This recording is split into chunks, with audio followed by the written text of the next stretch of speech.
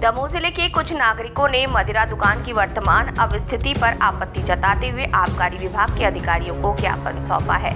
ज्ञापन में ये आरोप लगाया गया है कि शराब की दुकान को वर्तमान स्थल से हटाने के संबंध में विभागीय निर्देशों का पालन सही ढंग से नहीं हो रहा है।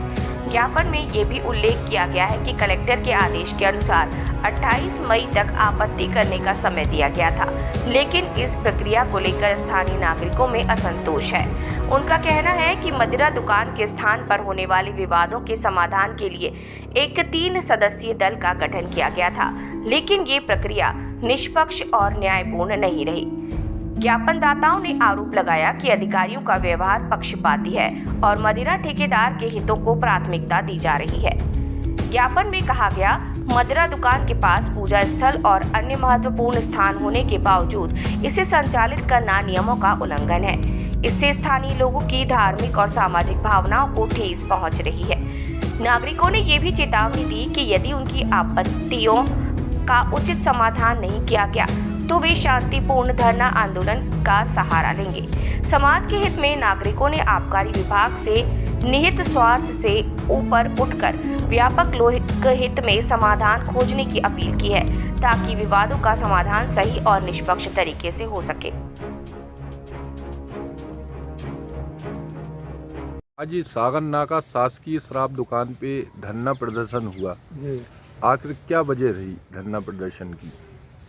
धरना प्रदर्शन की देखिए मुख्य कारण एक है कि वहाँ पर शराब दुकान के संबंध में एक नियम साफ है।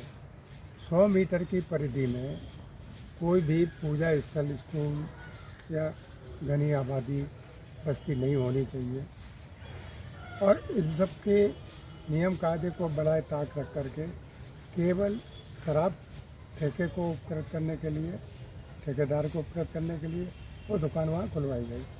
और हम लोग चाहते थे, जो पूजा स्थल से जुड़े हुए लोग हैं, समाज के प्रतिनिधि हैं, अन्य समाज के स्कूलों के, वो ये चाहते थे कि शराब दुकान वहाँ से हटाई जाए। और अधिकारी जो हैं वो कोई ध्यान नहीं दे रहे। सभी लोगों को ज्ञापन दिए, सब कुछ हुआ, समय हुआ।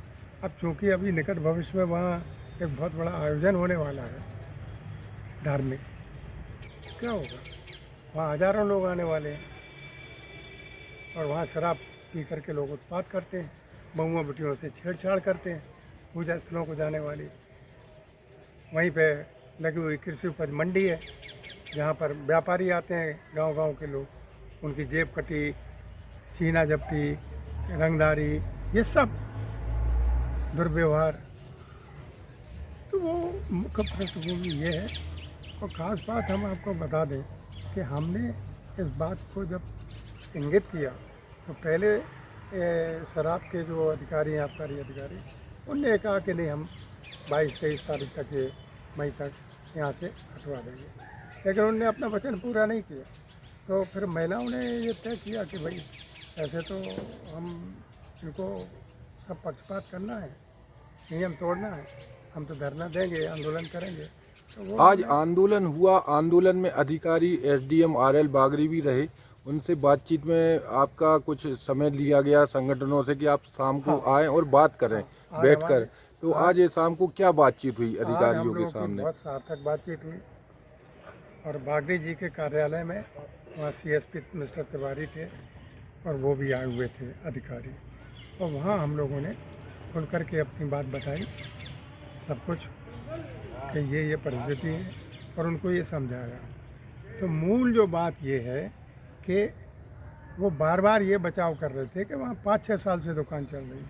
हमने कहा वो 100 साल से चल रही हो, उससे क्या फ़र्क पड़ रहा। आज वहाँ जब मंदिर बन चुका था 1.5 साल पहले,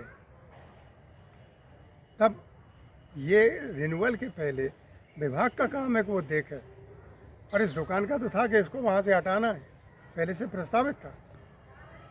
तो उन्होंने क्यों खोलने की इजाज़त दी? ये बहुत बड़ा मुद्दा है। किसकी कमी मानते हैं? शराब दुकान वहाँ नहीं खुलनी थी और फिर भी खुल गई, इसमें आप कमी किसकी मानते हैं? ये पूरी चूक है, विभाग की चूक है, बहुत बड़ी चूक है। ये उनका काम है, कोई आपत्ति करे न करे, आपका काम है कि 100 मीटर की परिधि में कोई पूजा स्थल नहीं है, स्कूल नहीं है, घनी बस्तियाँ नहीं है, आबादी नहीं है, मजदूर किसानों का आना जाना नहीं है, ये सब है। उन्होंने कोई ध्यान नहीं दिया। और जब हम लोगों ने इंगित किया, लिख करके विरोध किया, तब भी उन्होंने कोई कार्रवाई नहीं की। तो आज मजबूरी में फिर क्या आज करें? क्या हुआ फिर? आज निर्णय क्या हुए? क्या आज समिति ये ने? सर्वसम्मति से निर्णय हुआ, वहाँ पूरी परिस्थिति का विश्लेषण हुआ कि भाई ऐसे क्या है, आप थोड़ा सा पृष्ठभूमि समझने की कोशिश करिए। हम लोगों का एक अभियान चला है, जो हम जैन समाज के कुछ नई नई पीढ़ी के लोगों के साथ, कि भाई आज नए नए मंदिर हर जगह बन रहे हैं और प्राचीन मंदिर ख़त्म हो रहे हैं। नए मंदिरों के ऊपर, मूर्तियों के ऊपर करोड़ों रुपया खर्च करने से अच्छा है कि अपनी प्राचीन धरोहर को बचा लो। तो कई गांव ऐसे हैं, दमोह जिले के ही, हम पूरे भारत का ठेका नहीं लिया, लेकिन दमोह जिले के जो ऐसे गांव हैं जो जैन वहाँ से पूरी तरह निर्जन हो गए। 1000-1500 साल तक पुराने मंदिर हैं, मूर्तियाँ हैं यहाँ।